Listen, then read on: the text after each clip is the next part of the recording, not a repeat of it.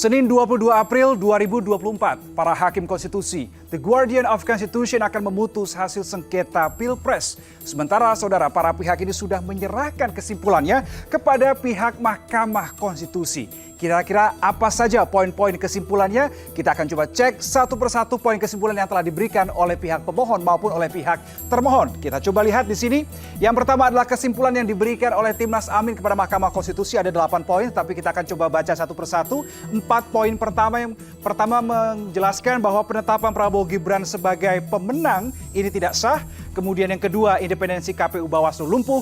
Yang ketiga, tindakan nepotisme menggunakan lembaga kepresidenan. Kemudian kesimpulan Timnas Amin ke MK. Yang keempat adalah pengangkatan PJ Kepala Daerah digunakan untuk mengarahkan dukungan kepada Prabowo Gibran. Kita coba bergeser ke 4 poin berikutnya. Poin yang kelima adalah PJ Kepala Daerah ini menggerakkan struktur memenangkan Prabowo Gibran. Kemudian aparat negara terlibat memenangkan Prabowo Gibran. Yang ketujuh adalah pengerahan kepala desa memenangkan Prabowo Gibran. Dan yang kedelapan adalah penggunaan bansos melanggar Undang-Undang APBN sehingga suara Prabowo Gibran dianggap oleh kubu Amin ini meningkat. Nah, bagaimana kemudian dengan kesimpulan yang disampaikan oleh kubu Ganjar Mahfud kepada MK? Kita coba cek di sini.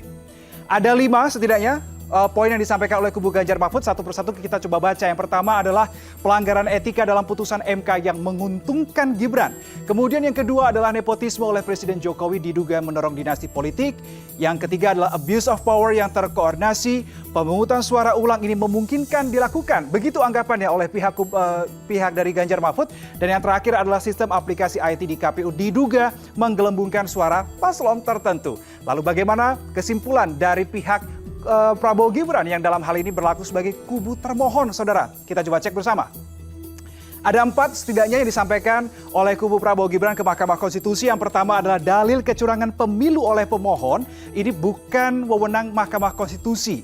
Kemudian yang kedua, pemohon tidak berhasil membuktikan yang didalilkan. Dalam hal ini berarti kubu Amin dan juga Ganjar Mahfud. Yang ketiga, saksi dan ahli dari pemohon gagal buktikan ada pelanggaran dan kecurangan. Yang keempat, petitum diskualifikasi Prabowo Gibran ini tidak beralasan hukum.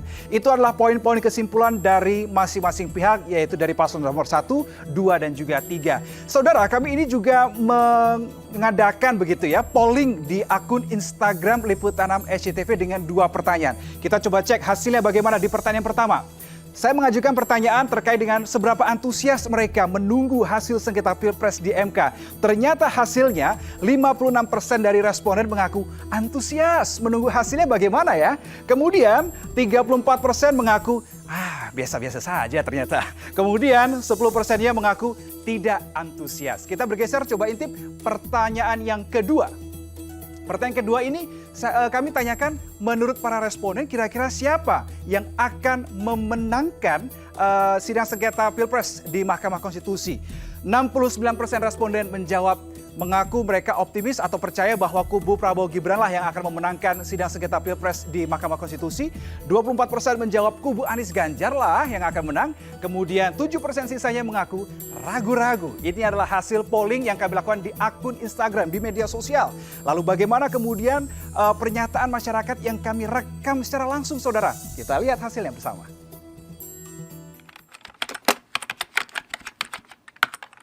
Antusias dong. Pasti dong antusias. Antusias sih. Jujur aku nggak begitu ngikutin sih tentang sengketa itu karena aku kurang tertarik juga sama politik. Karena setelah pertikaian yang cukup panjang ini, kayaknya nggak afdol kalau misalnya kita nggak ngikutin sampai selesai keputusannya. Karena apa ya? Karena aku dari kemarin ngikutin kan perjalanannya dari kubu A, kubu B, kubu C, dan jadi penasaran sih hasilnya nanti bakal gimana sih gitu. Karena kita sebagai warga Indonesia dan pemilu kan 5 tahun sekali ya. Jadi ya kita nunggu buat nyoblos, kita nunggu juga buat hasilnya seperti apa. Karena sebetulnya kan aku juga cukup ngikutin nih untuk masalah Pilpresan ini. Dan sebetulnya hasilnya kan udah ada, tapi ternyata ada pengajuan baru. Jadi benar-benar penasaran juga nih kira-kira nanti hasilnya bakal kayak gimana nih. Apakah jadi turun ataukah diganti atau tetap yang ini yang terpilih sekarang. Kalau yang aku lihat dari internet sih, menurut aku yang akan menang gugatan itu kubu Anies dan Ganjar sih, karena dari bukti-buktinya juga kuat. Kalau menurut gue sampai saat ini kemungkinan besar Prabowo. Bingung sih ya, tapi kayaknya Anies Ganjar deh. Prabowo sih, karena udah terlihat ya dari hasil perolehan selama ini dan dari sidang-sidangnya juga. Kalau menurut saya sih Prabowo Gibran. Kalau untuk sekarang sih sebetulnya mungkin kalau dari persentase sepertinya 60% yakinnya itu kubu Prabowo ya untuk yang menangnya. Mengingat dan melihat bagaimana pertikaian terjadi selama masa Pilpres, kayaknya akan cukup sulit untuk di MK itu bisa dimenangkan oleh lawan-lawan dari Prabowo dan Gibran. Kenapa bisa yakin sih sebenarnya karena bisa yakin kubu 2 yang bisa kepilih lagi karena dari awal pun yang terpilihnya ya kubu 2 gitu. Jadi bisa like gitu. Oke, saudara, kita sudah dengar ya pendapat masyarakat bagaimana siapa yang mereka anggap mungkin menang dalam sidang sengketa Pilpres 2024. Lalu bagaimana pendapat pakar hukum tata negara dan peneliti Perludem? Ini yang juga patut kita dengarkan bagaimana suara-suara dan pertimbangan serta analisanya. Sudah ada Profesor Juanda, Guru Besar Hukum Tata Negara Universitas Bhayangkara Jakarta, kemudian Kavi Adlan Hafiz, peneliti Perludem, dan juga Profesor Marwarar Siahaan yang merupakan Hakim Konstitusi periode 2003-2006. Saya akan sapa Prof. Marwarar, Prof. Juanda, dan Mas Kavi. Apa kabar? Kabar baik. Baik saja. Oke, baik. Ya, kita tadi sudah mendengarkan dan juga menyimak begitu ya bagaimana hasil yang kita dengarkan daripada masyarakat, kemudian poin-poin kesimpulan daripada masing-masing pemohon. Saya penasaran ingin tahu satu hal dulu nih dari Profesor Marwarar sebagai Hakim Konstitusi periode 2003-2006 nih Prof. Kalau era-era atau waktu-waktu sekarang ini, biasanya para hakim MK ini mendekati pembacaan putusan ini akan seperti apa rapatnya, dinamikanya, sesuai dengan pengalaman Prof. Marwarar tentunya? Ya, terima kasih ya. Kalau di dalam satu putusan yang bobot seperti ini, yang menentukan nasib bangsa 5 tahun ke depan dan bahkan mungkin bisa beyond 5 tahun itu atau lebih 5 tahun itu, tentu saja ini adalah suatu sengketa yang sangat-sangat penting sekali, dan bagi hakim juga kalau kita lihat ke belakang itu di dalam hal-hal yang prinsipil seperti ini, ketegangan itu secara internal juga bisa muncul dan bahkan agak pertarungannya keras di dalam mencoba saling memberikan tanggapan terhadap pandangan-pandangan atau legal opinion dari masing-masing hakim yang akan dilontarkan. Tetapi tetap juga akan bisa dipersatukan itu pertama kalau kita lihat bahwa ada ukuran-ukuran yang sudah objektif di dalam melihat misalnya alat-alat bukti apa yang harus dipakai di dalam hal semacam itu. Tentu saja kalau dilihat apa yang disajikan para pihak, tentu yang paling tahu sekarang ini adalah bagaimana hakim menilai ini. Yang kedua, tentunya di samping alat-alat bukti seperti itu, kita juga melihat nanti apakah dari sudut minimum bukti itu kemudian timbul satu keyakinan. Tentu keyakinan ini ada semacam subjektivisme yang akan melihat bahwa keyakinan hakim itu harus didasarkan alat bukti yang objektif, tetapi sebagai manusia, di sini juga menjadi suatu unsur yang sangat penting bahwa apa yang disebutkan prinsip atau doktrin konstitusi tentang independensi hakim yang tidak bisa diterobos dari manapun, kekuatan apapun, bahwa seorang hakim itu akan bisa netral, tidak dipengaruhi, tidak diancam, tidak juga yang paling penting sekarang tidak disogok, ya kan? Sehingga kita bisa mempertahankan jika tidak memihaknya itu. Saya kira ini yang menjadi perhatian kita, dan menurut saya ya karena ada kode etik majelis kehormatan yang aktif secara terus-menerus di MK, saya tidak mengkhawatirkan ini. Hanya saja tentu saja banyak cara untuk itu. Oleh karena itu bagi hakim sendiri, kalau saya di masa-masa yang lalu tentu memiliki suatu dinamika tersendiri khusus untuk Pilpres sekarang ini, dan ketegangannya saya kira saya tidak bisa kesampingkan keberadaannya. Saya kira baik, Prof. Marwarar, ada juga yang menjadi suatu diskusi begitu ya di dalam sengketa Pilpres 2024 ini yang menjadi juga perbincangan, quality versus quantity, kualitatif versus kuantitatif begitu. Kalau menurut Profesor Marwarar seperti apa sih sebetulnya wewenang MK dalam hal ini? Ya, barangkali ini nanti banyak orang yang tidak senang apa yang saya kemukakan. Tetapi MK itu sebagai pengawal konstitusi, dia tidak masalah itu soal quantity. Kalau quantity juga benar dicapai dengan suatu satu proses yang jujur dan tidak melanggar prinsip-prinsip hukum atau demokrasi itu di dalam memberikan kedaulatan atau kekuasaan tertinggi pada rakyat itu tidak masalah. Tetapi kalau ada penyimpangan-penyimpangan yang melanggar konstitusi, baik yang dipedomani oleh penyelenggara dengan 12 prinsip maupun dalam prinsip konstitusi bahwa harus jujur dan adil, maka tidak ada sebenarnya yang bisa mengklaim tidak mungkin soal jumlah tidak dibawa, karena jumlah itu adalah hasil dari satu proses. Kalau proses salah, jumlah bisa salah. Oleh karena itu, saya agak menyayangkan sampai saat banyak orang mengatakan, oh salah kamar. Ya, itu adalah karena mereka melihat sistem peradilan yang ada di dalam peradilan umum selama ini, di mana konflik yang terjadi atau sengketa itu, dia punya ruang lingkupi adalah menyangkut kepentingan personal individu, sedangkan konstitusi, meskipun 1-2 orang yang mengajukan, tetapi dampaknya adalah meliputi seluruh bangsa negara, seluruh lembaga negara. Itu sebabnya dikatakan dia adalah erga omnes. Di situ Mahkamah Konstitusi harus hadir membela kepentingan publik, dan dia memiliki inisiatif sendiri yang telah meninggalkan lama prinsip-prinsip tentang hukum acara yang ada di peradilan umum yang biasa. Saya kira ini yang harus diperhatikan. Oke, baik. Saya sengaja tadi di awal sekali sebelum kita mulai berdialog, Prof. Marwarar, Prof. Juanda, dan juga Mas Kavi, saya sengaja menghadirkan poin-poin kesimpulan daripada masing-masing pihak begitu ya. Semoga ini tadi disimak juga oleh para narasumber. Nah, yang saya soroti di sini adalah pihak dari Prabowo Gibran, kubu TKN ini mengatakan yang salah satu poinnya, dalil kecurangan pemilu oleh pemohon ini dinilai bukan kewenangan MK.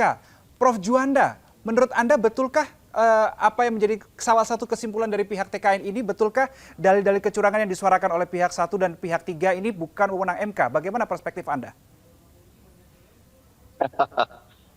Saya pikir inilah, di dalam negara demokrasi semua orang berhak untuk bicara, mengeluarkan pandangannya.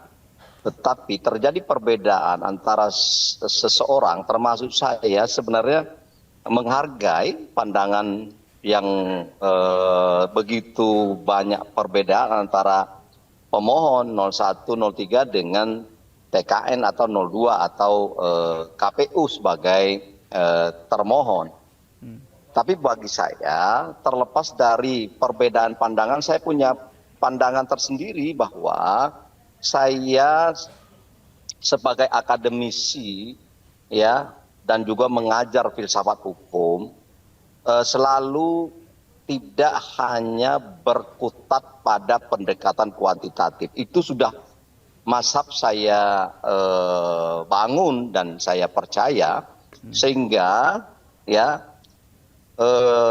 saya melihat bahwa permohonan sengketa hasil pemilu di MK ini sekarang lebih kepada dua mazhab kuantitatif dan mazhab kualitatif. Betul. Nah, dari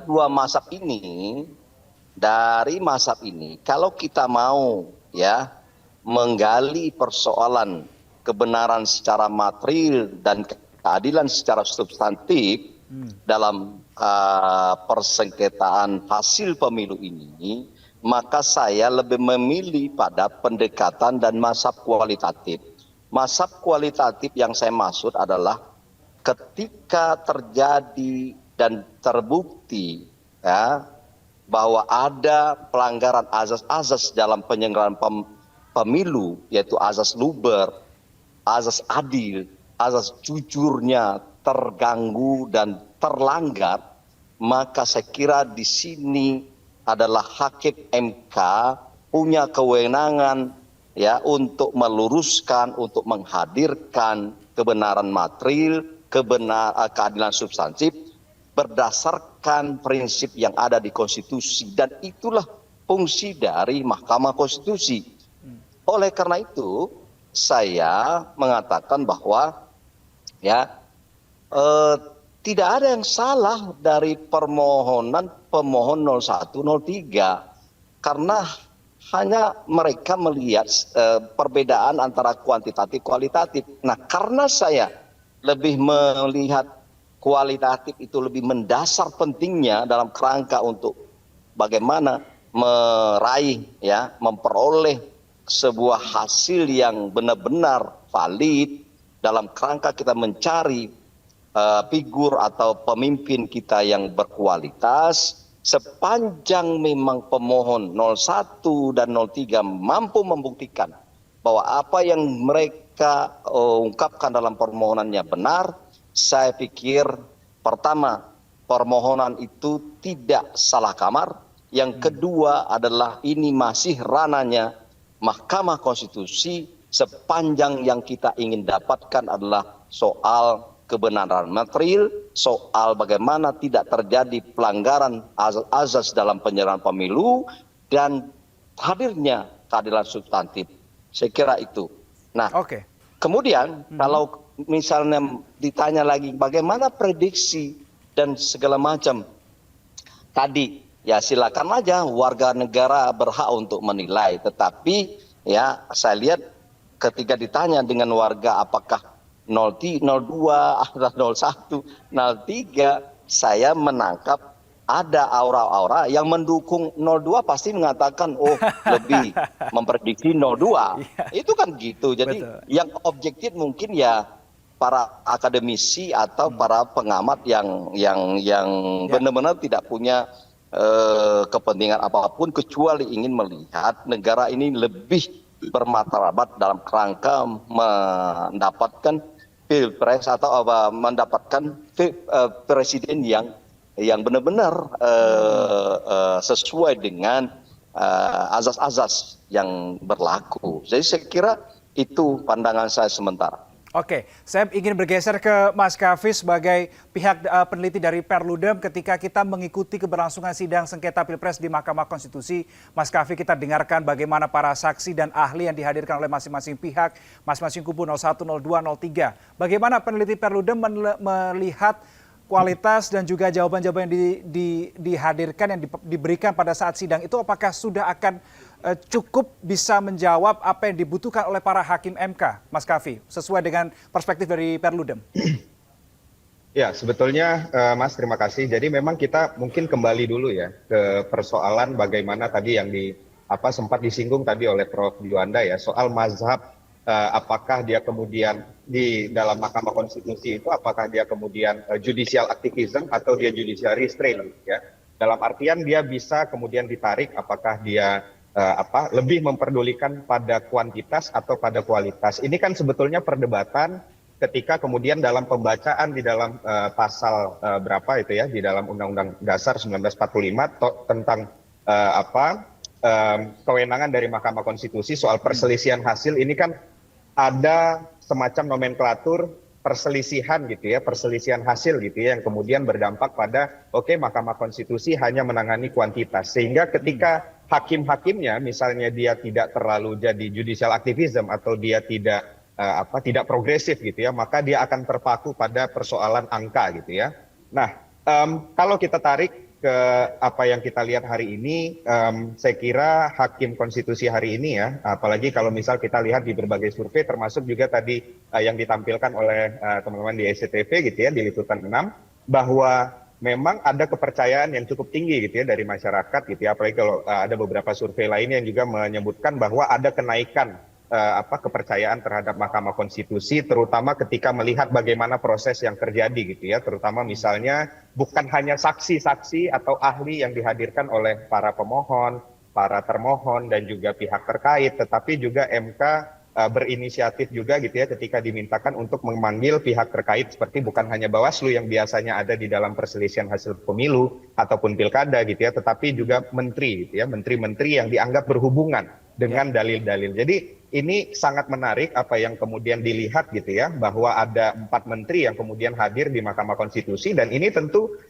sangat berbeda dengan misalnya perselisihan hasil pemilu di 2019 dan sebelum-sebelumnya gitu. Jadi itu poin yang saya kira juga perlu kita lihat gitu ya, sebagai cara untuk membangun kepercayaan diri kepada Mahkamah Konstitusi. Selain juga kemudian kalau misalnya tadi soal saksi, soal ahli gitu ya, ada tentu yang relevan dalam kemudian mendukung dalil-dalil yang kemudian diajukan oleh para pemohon, ada yang mungkin juga tidak relevan, yang mungkin pembahasannya tidak terlalu berkaitan gitu ya. Tetapi yang paling menarik adalah ketika saya ingin soroti yang ahli yang dihadirkan oleh paslon 01 gitu ya, yang mana menjelaskan soal bagaimana hubungan antara bansos dengan keterpilihan seseorang seperti itu dalam konteks pilpres. Mungkin kalau dalam konteks pileg itu akan sangat mudah dibuktikan karena selisih angkanya akan sangat kecil. Tetapi kalau konteksnya pilpres gitu ya, itu kan selisih angkanya bisa jutaan. Bahkan mungkin lebih dari 10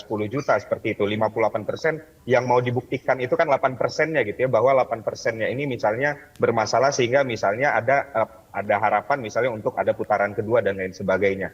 Nah, hubungan antara bansos kan ini yang sering dipersoalkan gitu ya di dalam permohonan, di dalam dalil-dalil para pemohon gitu ya. Bansos ini kemudian juga ini kaitan dengan bagaimana intervensi kekuasaan negara terhadap penyelenggaraan pemilu, terutama untuk menguntungkan paslon tertentu. Ini kemudian dilihat bukan lagi secara kualitatif, tetapi juga secara kuantitatif. Ada hitung-hitungan yang tentu mereka yang bisa menjelaskan itu gitu ya. Tapi ketika fakta itu kemudian dihadirkan oleh ahli yang kemudian menjelaskan, dan ini sangat mendukung sebetulnya penjelasan bahwa di dalam dalil yang menjelaskan bahwa memang bansos dan juga bentuk pork barrel gitu ya, atau politik gentong babi yang dilakukan oleh kekuasaan seperti itu di dalam penyelenggaraan pemilu kemarin itu memang betul-betul berdampak terhadap keterpilihan, dan saya kira itu jadi sorotan yang menarik gitu yang kemudian dihadirkan oleh pemohon seperti itu. Baik, saya bergeser ke Prof. Maurar lagi. Prof, kalau menurut Anda mendengarkan semua yang ada di persidangan sengketa Pilpres di Mahkamah Konstitusi, prediksi Anda sebagai yang pernah duduk sebagai hakim konstitusi, the Guardian of Constitution, seberapa berat pertimbangan yang akan dibahas begitu dalam rapat antar hakim konstitusi, seberapa keras begitu nanti akan muncul perdebatan mungkin antar hakim konstitusi. Prediksi Anda seperti apa, Prof. Maurar? Ya, jadi sebelum sampai kepada prediksi akhir ya, saya kira ada baiknya kita melihat di dalam melihat sengketa ini jangan memisahkan antara apa yang dikatakan angka kuantitatifnya dengan kualitatifnya. Karena memang meskipun dikatakan dalam konstitusi hasil pemilu yang diperiksa, itu tentu hasil pemilu tentu bukan hanya angka itu kan, tentu kualitasnya sendiri, ada inklusif di sana. Oleh karena itu kita berpedoman kepada bahwa MK itu adalah pengawal konstitusi sebagai hukum tertinggi yang akan menerapkan ukuran-ukuran konstitusi itu tidak hanya kepada apa yang berada di hadapannya, tetapi juga ada yang sebelumnya itu, meskipun undang-undang menyerahkan kepada Bawaslu dan KPU untuk menyelenggarakan itu, tetapi kalau mereka tidak berhasil melaksanakan misinya, atau katakanlah melakukan misinya tidak sesuai dengan konstitusi, maka tugas MK itulah pada tingkat terakhir melakukan evaluasi itu. Oleh karena itu tidak pernah ada apa yang dinamakan bahwa pembatasan kewenangan MK itu hanya melihat angka itu. Kalau begitu kenapa kita harus bangun satu perhitungan seperti itu kepada MK? Cukup aja sebagai peradilan khusus dan tidak boleh yang lain. Tetapi kalau dia pengawal konstitusi yang juga harus menjamin demokrasi di dalam satu keadilan yang disebutkan luber-jur di dalam pasal 22E itu, maka tugas dia akan mempertahankan itu. Oleh karena itu kalau ditanya sekarang saya prediksi, kalau yang sudah dikemukakan tadi Pak Tafri tadi itu, bahwa kita melihat apa yang didalilkan oleh para pemohon sebenarnya, kalau meskipun saya tidak mengikuti semua pembuktian, tetapi indikator-indikator telah cukup sebenarnya. Misalnya saya melihat kenapa Mahkamah Konstitusi perlu memanggil 4 menteri di dalam soal penggunaan kekuasaan, nepotisme dan lain, karena dia ingin mengukuhkan sebenarnya. Tetapi apa yang diinginkan daripada oleh Mahkamah Konstitusi ternyata di luar pengharapan atau di luar ekspektasi dari apa yang dikemukakan oleh 4 menteri itu. Karena menurut saya wajarlah ya kalau dia masih berada sebagai bawahan seorang presiden. Meskipun sebenarnya sumpah setia dia bukan kepada Presiden Jokowi, tetapi terhadap Republik Indonesia secara manusiawi tentu ada pemihakan itu saya kira. Karena dia mendapat satu jasa-jasa daripada seorang Jokowi. Oleh karena itu sekarang dari apa yang berkembang di MK, saya kaji dengan apa indikator pertanyaan-pertanyaan hakim, dan kemudian pertanyaan-pertanyaan itu kita coba lihat daripada intensitas apa yang dikatakan ini friend of the court itu di dalam amicus curiae itu, saya melihat ukuran bahwa sangat serius ini. Dan dalam pemikiran saya, meskipun tentu MK itu sekarang sedang menganalisis, tentu ada perlawanan di sana, pasti itu. Karena saya sendiri melihat dari angka-angka dan orang yang bekas apa yang dikatakan peninggalan daripada Anwar Usman mesti ada di sana itu. Dan menurut saya tentu dalam posisi mayoritas itu, saya berharap itu akan melihat bahwa hasil itu sesungguhnya akan mengarah kepada pengabulan permohonan, tetapi mereka sekarang sibuk melakukan analisis dampak putusan seperti itu. Kira-kira tahan nggak masyarakat kita melihatnya ke depan, sehingga dia itu akan masuk dalam pertimbangan para hakim dalam konstitusi satu- juga, Prof. Marwarar. Ketika mereka memutuskan A, maka mereka akan memikirkan juga, oke, kalau diputuskan A dampaknya seperti ini. Dampaknya juga menjadi salah satu pertimbangan dari para hakim konstitusi? Saya kira setiap keputusan itu ada analisis dampak kan. Jadi dia mencoba mengurangi dampak itu yang negatif, tetapi pada prinsipnya dia sudah memiliki pendirian itu, dan dia bagaimana caranya melakukan satu minimalisasi tersebut. Setiap hakim sebelum mengetok palu, dia analisis dampak dari putusan sampai dengan keputusan-keputusan dimanapun dampaknya itu diperhitungkan. Saya kira ya. Ini menarik, Prof. Marwarar. Ketika misalkan sudah ada suatu kesimpulan bahwa harus diambil sebuah keputusan A misalkan. Tetapi dari keputusan A ini ternyata kalau dianalisa dampak tadi seperti yang Prof. Marwarar katakan, dampaknya ini cukup bisa menimbulkan ada potensi saya bilang mungkin bisa katakan chaos misalkan. Berarti keputusan A itu tidak jadi diambil sekalipun itu keputusan terbaik misalnya. Ya, dan artinya sedikit direm, sedikit diminimalisasi. Misalnya saya katakan begini, kalau cukup alasan bagi majelis hakim melakukan diskualifikasi pasangan calon nomor 2, ya kan, kemudian memerintahkan pemilu ulang, ini ada satu teknik yang bisa meminimalisasi ini. Barangkali yang paling banyak melakukan pelanggaran adalah pencalonan dari Gibran, dari mulai di MK sampai dengan pendaftaran sebagai pasangan calon yang sudah dibuktikan secara otentik melanggar kode etik. Kalau di dalam sistem hukum Indonesia yang kita ambil dulu dari sistem Belanda yang disebutkan kasus Lindenbaum-Cohen, perbuatan melawan hukum salah satu kriterianya adalah melanggar etik, melanggar kepatutan, ya kan? Oleh karena itu di dalam hal ini tentu kalau menurut saya apa pengalaman kita, bagaimana memperkecil, tentu kita kurangi, kita hitung dulu simpati orang berapa sih kepada Prabowo, berapa kepada Gibran, dan kalau diperkecil dia mungkin akan dampaknya sedikit berkurang. Barangkali itu dari saya pribadi ketika memutuskan satu putusan yang eksekusinya memiliki dampak yang sangat berat misalnya, saya sedikit mengurangi. Tekniknya itu tentu beragam yang akan dipilih oleh hakim. Oke, saya ingin minta pendapat dari Prof. Juanda terkait dengan hal ini. Ketika ada suatu keputusan tertentu, tetapi kalau begitu dianalisa dampak, ini dampaknya cukup berpotensi membuat gejolak di masyarakat. Seperti apa, Prof. Juanda, pendapat Anda soal hal ini? Ya, saya kira semua keputusan, apapun keputusan di dalam sebuah persengketaan pasti ada yang puas dan tidak puas. Bagi saya adalah apapun kita mendorong dan mengingatkan kepada majelis hakim untuk memberikan keputusan yang benar-benar adil berdasarkan fakta-fakta dan alat bukti yang dihadirkan di dalam persidangan. Tapi artinya kalau kita melihat bagaimana konsekuensi dari keputusan itu, makanya sepanjang semua pihak mengakui bahwa Mahkamah Konstitusi ini adalah merupakan tempat untuk mencari keadilan, apapun putusannya harusnya tidak ada gejolak, walaupun dalam hal seperti ini karena ini menyangkut soal politik, pasti gejolak politik akan ada.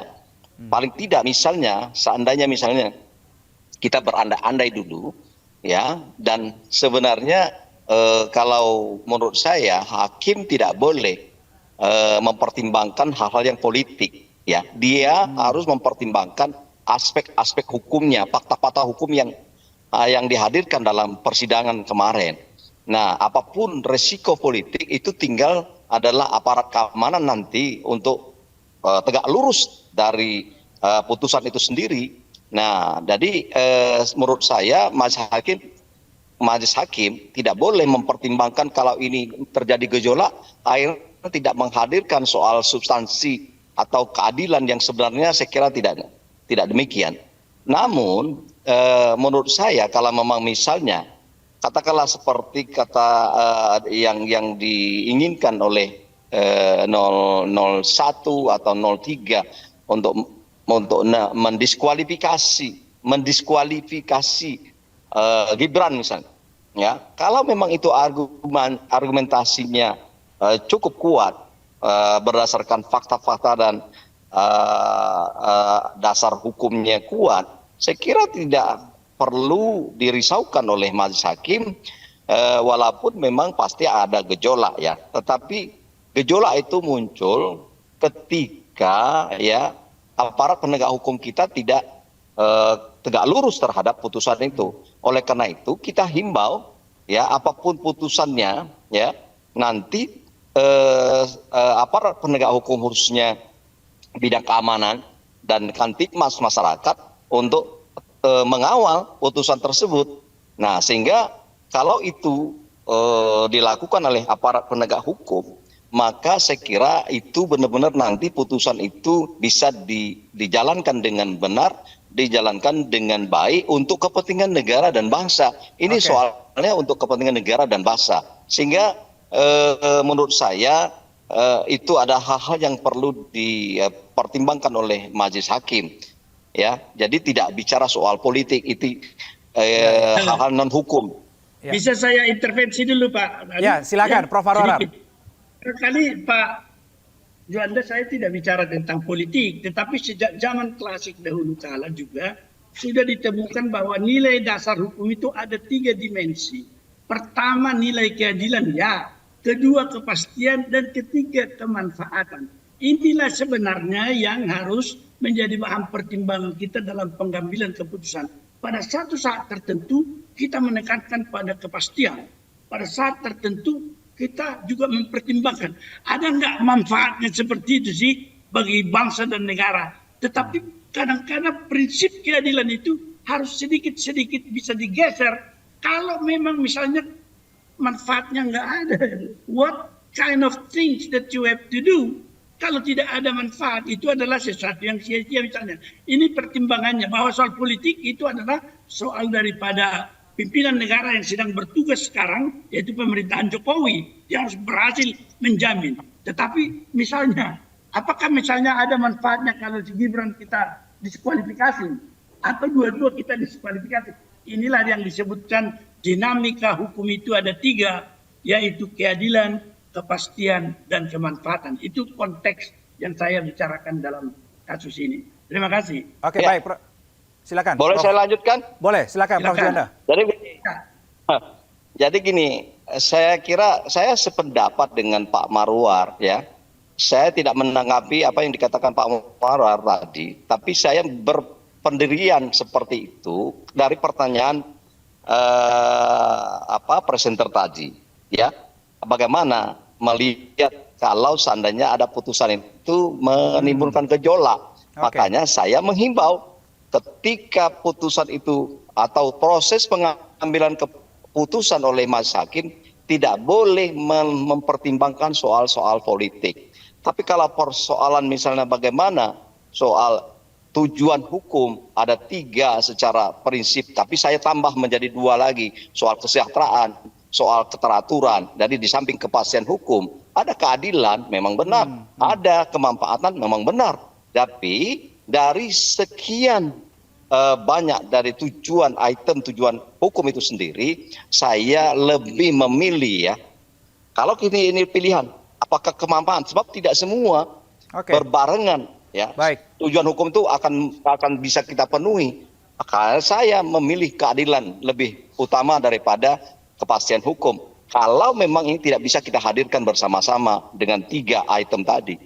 Oke, baik. Salah satu yang juga menjadi poin kesimpulan dari kubu Prabowo Gibran adalah petitum diskualifikasi Prabowo Gibran. Nah, saya ingin minta pendapat kepada Mas Kavi. Terkait dengan hal ini, saya nanti juga akan tanyakan pendapat dari Prof. Marwarar dan juga Prof. Juanda. Soal hal ini, Mas Kavi, apakah MK sebetulnya menurut Anda punya kewenangan sampai dengan sejauh itu? Karena publik juga bertanya-tanya, sebetulnya MK ini, Hakim MK punya batasan kewenangan tidak sih? Mas Kavi, silakan. Ya, baik. Ya, tentu bisa didiskualifikasi kalau memang MK atau Majelis Hakim ya, Majelis Hakim Konstitusi kemudian memang menemukan gitu ya bukti-bukti yang memang cukup untuk menyatakan bahwa ada proses diskualifikasi yang memang harus dilakukan. Dan ini memang kalau kita lihat lebih jauh gitu ya, sudah pernah juga terjadi di Mahkamah Konstitusi seperti itu, terutama pada saat di perselisihan hasil pilkada gitu ya, di mana pada saat itu ada pilkada Saburai Jua, mungkin kita sama-sama ingat gitu ya, pilkada Saburai Jua yang mana pemenangnya itu kemudian setelah dia menang, setelah hasilnya kemudian ditetapkan oleh KPU Saburai Jua, dia kemudian ditemukan bahwa dia ini kewarganegaraan ganda. Jadi dia memiliki kewarganegaraan ganda Indonesia dan Amerika Serikat. Sementara dalam konteks Indonesia gitu ya, dalam sistem hukum Indonesia kita nggak mengenal kewarganegaraan ganda, sehingga status kewarganegaranya kemudian batal. Dan ini menjadi salah satu syarat ya untuk kemudian bisa menjadi calon kepala daerah atau calon bupati seperti itu. Sehingga ketika dia tidak memenuhi syarat, maka kemudian dia didiskualifikasi walaupun dia menang. Dan menariknya pada saat itu Mahkamah Konstitusi itu walaupun kalau di pilkada kan ada selisih suara yang kemudian sangat diperhitungkan banget gitu ya. Jadi memang sangat kuantitatif kalau di pilkada. Kalau di pemilu mungkin ada proses kualitatifnya juga seperti itu. Tapi sangat kuantitatif di pilkada, tetapi walaupun kemudian selisih suaranya itu jauh sekali pada saat itu di Saburai Jua, tetapi Mahkamah Konstitusi mau melihat bahwa ada fakta ketika calon yang terpilih itu kemudian dia ternyata ditemukan kewarganegaraan ganda. Jadi apapun itu Mahkamah Konstitusi punya kualifikasi gitu ya untuk kemudian melakukan diskualifikasi. Pertanyaannya apakah kemudian dalilnya itu bisa dibuktikan dengan baik dan apakah Mahkamah Konstitusi itu memang bisa menangkap gitu ya bukti-bukti yang kemudian dihadirkan. Saya kira itu. Oke, Prof. Marwarar, ketika memang para hakim konstitusi itu dalam mempertimbangkan suatu keputusan dalam rapat yang mungkin saat ini sedang berlangsung juga ya Prof. Marwarar, hanya boleh berdasarkan bukti-bukti yang diungkapkan di ruang sidang itu saja atau bisa menggunakan bukti-bukti di luar persidangan yang tidak dihadirkan di persidangan itu sendiri dan menjadi salah satu bahan pertimbangan, Prof. Marwarar? Ya, saya kira semua juga mengetahui apa yang disebutkan, apa yang menjadi pengetahuan hakim sendiri yang tidak ditampilkan di persidangan, tetapi semua orang akan juga menyetujui itu, tidak merupakan sesuatu hal yang asing begitu. Jadi pengetahuan hakim itu tentang hal-hal yang disebutkan notoire fait itu ikut di dalam pertimbangan itu.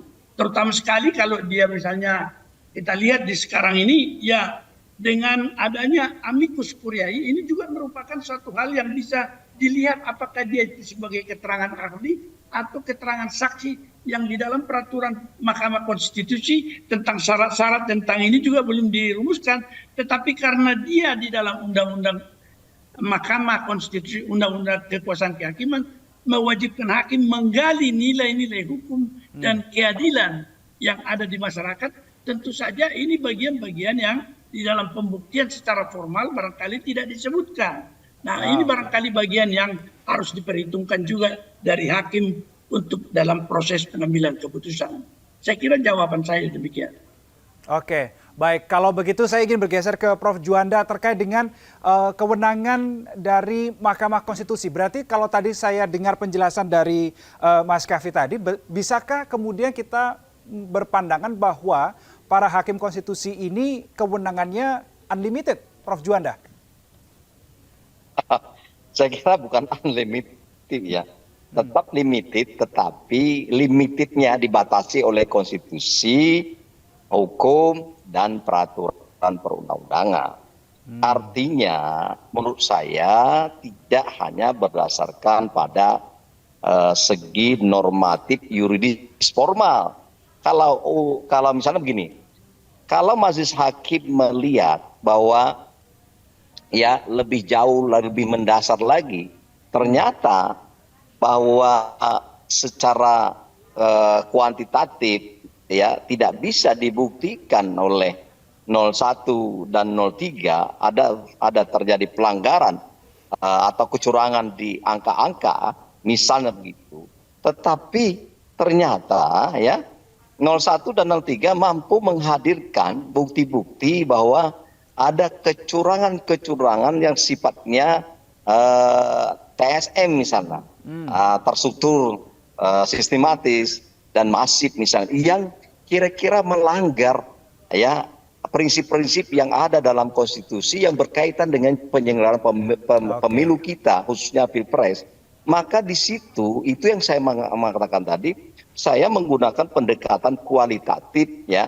Kalau hukumnya hukum progresif, ketika yang ingin dihadirkan oleh majelis hakim adalah soal keadilan kepada bangsa dan negara ini, maka saya berpendapat bahwa majelis hakim boleh ya melakukan terobosan-terobosan atau tindakan-tindakan yang sifatnya progresif tapi berdasarkan tetap pada konstitusi. Ternyata misalnya menurut kacamata, oh ada pelanggaran konstitusi dari proses dan penyelenggaraan pilpres kemarin, maka walaupun misalnya dalam undang-undang pemilu mengatakan oh itu tidak, tetapi prinsip konstitusi yang dilanggar, itu tentu bisa diambil alih dan dilakukan sebuah putusan yang progresif oleh majelis hakim demi untuk menghadirkan, untuk membenarkan, untuk mengoreksi terjadinya pelanggaran yang terjadi misalnya. Nah itu menurut saya hakim konstitusi boleh.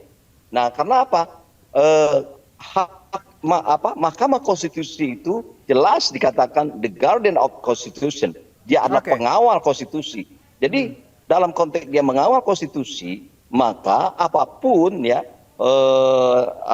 apapun alasan dan argumentasi dari katakanlah pihak-pihak yang mengatakan ini adalah sudah tidak cocok dengan undang-undang pemilu karena sudah lewat, tapi menurut saya demi untuk tegaknya konstitusi, prinsip penyelenggaraan pemilu dan menghadirkan keadilan, maka saya kira disitulah letaknya fungsi dan wewenang dari majelis hakim untuk menghadirkan keadilan yang sesungguhnya.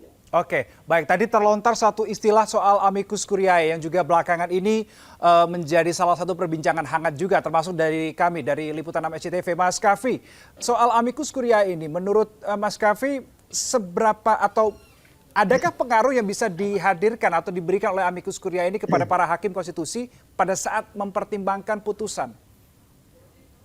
Ya, jadi kalau misalnya melihat bagaimana proses sidang PH atau perselisihan hasil Pilpres hari ini ya di Mahkamah Konstitusi, saya kira ada banyak hal yang menarik gitu ya, termasuk amicus curiae ini. Sebelumnya kalau misal kita lihat itu ya, memang seperti misalnya menteri yang kemudian dipanggil oleh Mahkamah Konstitusi dan tidak boleh diwakilkan, bahkan kalau misalnya dilihat di dalam suratnya itu ya tidak boleh diwakilkan di dalam yang disampaikan juga oleh hakim itu tidak boleh diwakilkan, artinya memang menterinya itu sendiri yang datang gitu ya, sehingga kemudian bisa dimintakan keterangannya seperti itu. Ini kan sebetulnya bentuk bahwa Mahkamah Konstitusi itu mau melihat lebih jauh gitu ya, bahwa ini bisa nggak dibuktikan misalnya bansos, kemudian bentuk intervensi negara lainnya, termasuk ada dugaan intervensi aparat dan lain sebagainya gitu ya. Terutama juga, termasuk juga misalnya ada amicus curiae yang sebelumnya kalau misalnya kita lihat di perselisihan hasil pemilu sebelum-sebelumnya nih 2019 dan seterusnya, itu bukan tidak dikenal, tetapi memang tidak ada praktiknya amicus curiae itu gitu ya. Walaupun kemudian amicus curiae ini kan memang sudah menjadi praktik atau sahabat peradilan lah ya, itu kan sudah menjadi praktik yang memang awam gitu ya di dalam peradilan kita. Tetapi di Mahkamah Konstitusi biasanya ketika orang mau menyampaikan pendapatnya atau menyampaikan keterangannya, biasanya mereka akan mengajukan diri sebagai pihak terkait. Kalau misalnya ingat di dalam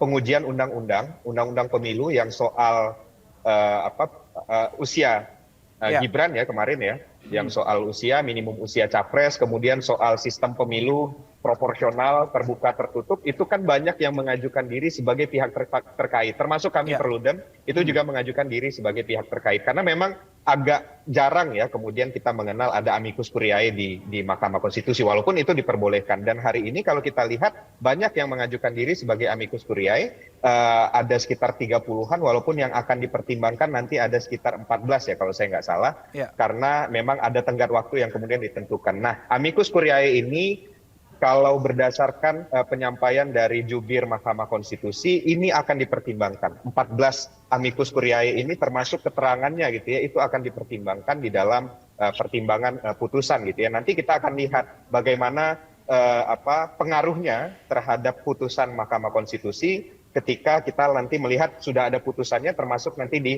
bagian pertimbangan putusan. Kalau misalnya itu di-mention, maka amicus curiae ini cukup dipertimbangkan. Dan ini memang cukup efektif kalau misalnya kita kembali ke persidangan, mungkin ingat persidangan Baradae gitu ya, Baradae yang dimana tuntutannya sangat besar dari jaksa gitu ya, tetapi kemudian banyak sekali yang mengajukan amicus curiae sehingga sangat berdampak pada putusan hakim pada saat itu untuk Baradae. Jadi saya kira moga-moga gitu ya, amicus curiae yang diajukan ada 14 ini juga betul-betul dipertimbangkan sehingga juga berdampak pada putusan nanti sengketa Pilpres seperti itu.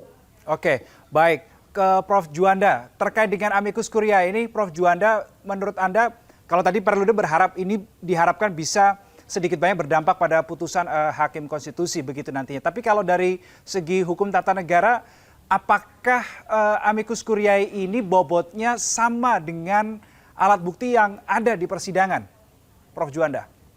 Oh tidak, jelas itu tidak ya.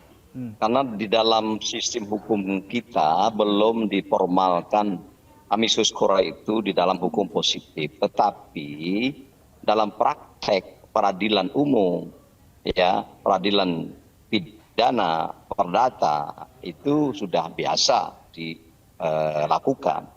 Oleh karena itu ya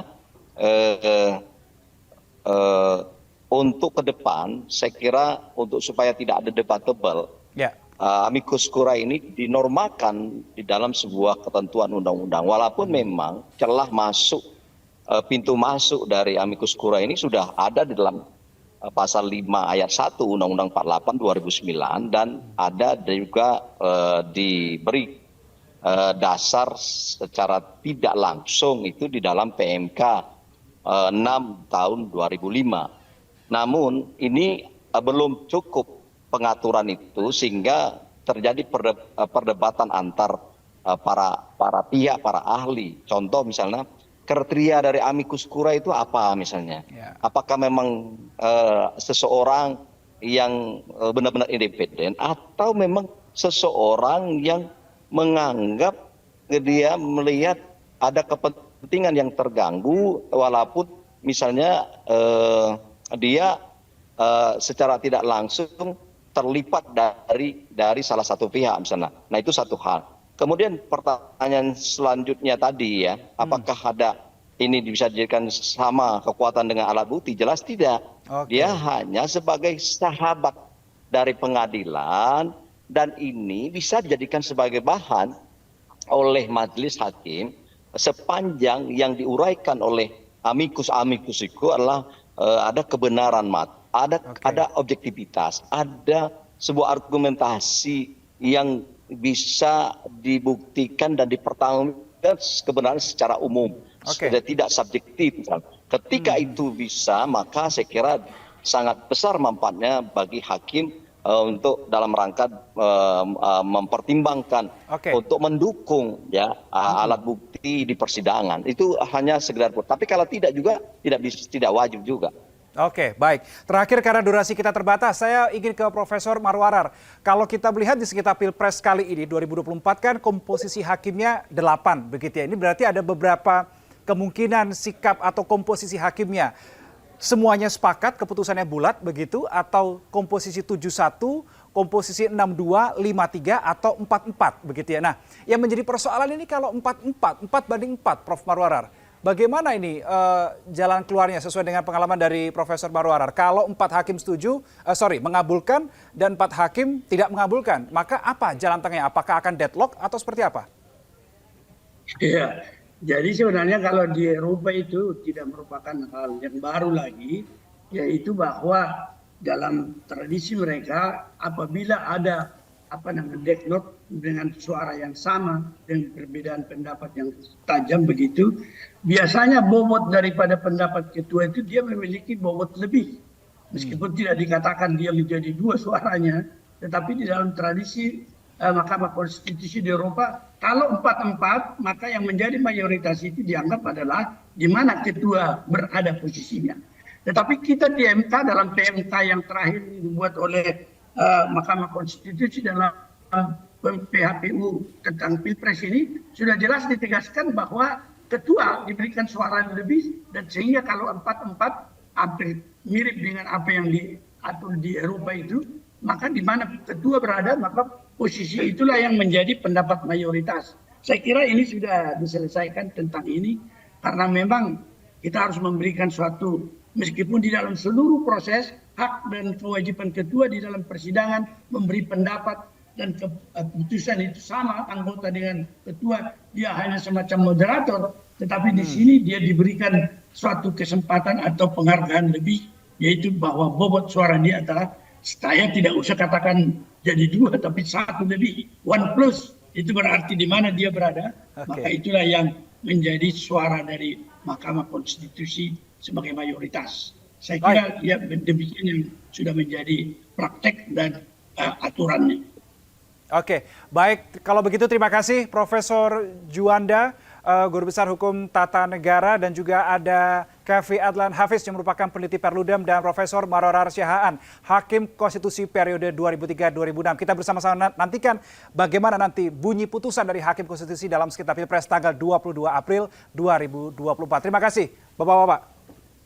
Dan saudara, itu tadi adalah diskusi kita pada kesempatan kali ini. Sekali lagi kita akan bersama-sama nantikan bagaimana bunyi putusan dari Hakim Konstitusi terkait dengan sengketa Pilpres 2024. Yang terpenting adalah kita serahkan seutuhnya pada para Hakim Konstitusi, dan yang penting juga adalah kita jaga keamanan dan kondusivitas negara kita. Saya Reno Reksa, mewakili kerabat kerja petugas pamit. Selamat sore, salam CTV.